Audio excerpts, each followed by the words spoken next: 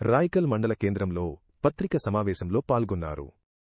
మాజీ మంత్రి BRS party రాష్ట్ర ప్రధాన కార్యదర్శి జీవన్ రెడ్డి మాట్లాడుతూ, జగన్నాథ్పూర్ గ్రామస్తులు రాయికల్కి రావాలి అంటే 15 కిలోమీటర్లు రావాలి. జూన్ 21, 2025 రోజున మంత్రి అడ్లూరి లక్ష్మణ్ కుమార్ మొదటి సంతకం. జగన్నాథ్పూర్ మరియు బోర్నపల్లి గ్రామాల మధ్యలో బ్రిడ్జి ఏర్పాటు కొరకు 17.50 కోట్లు మంజూరు చేశారు. జీవో పేపర్ మంత్రి లక్ష్మణ్ కుమార్కి, ఎమ్మెల్యేకి వాట్సాప్ చేస్తున్నాను. దీనికి 2 సార్లు టెండర్ కూడా తీసుకున్నారు. మంత్రులు స్వతంత్రంగా లేకపోతే ధర్మేంద్ర ప్రధాన్ లాగా అవుతారు. గతంలో రైతులు, పంజాబ్ హర్యానా రైతులు ఢిల్లీని ముట్టడించినట్టు తెలంగాణ రైతులు కూడా ఉద్యమాలు చేసే అవకాశమున్నది. ఇప్పుడు ఆగస్టులో టెండర్ ప్రక్రియ మళ్ళీ చేపడుతుంది.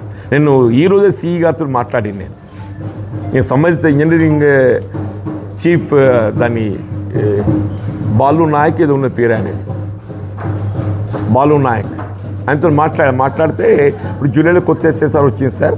కొత్త ఎస్ఎస్ఆర్తో ఏది ఇస్తుందో మళ్ళీ అంచనాలు రీక్యాచ్ చేసి ఆగస్టులో పెడుతున్నాము.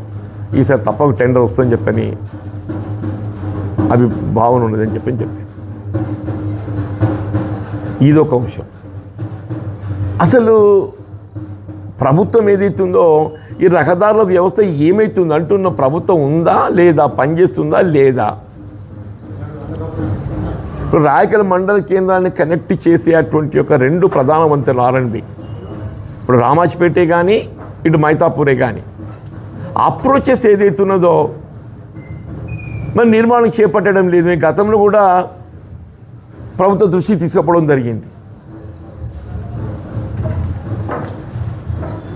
అంటే కాంట్రాక్టర్ నిర్లిప్తతనా లేక డిపార్ట్మెంటే నిర్లిప్తతనా? ఎందుకు చేస్తలేరు?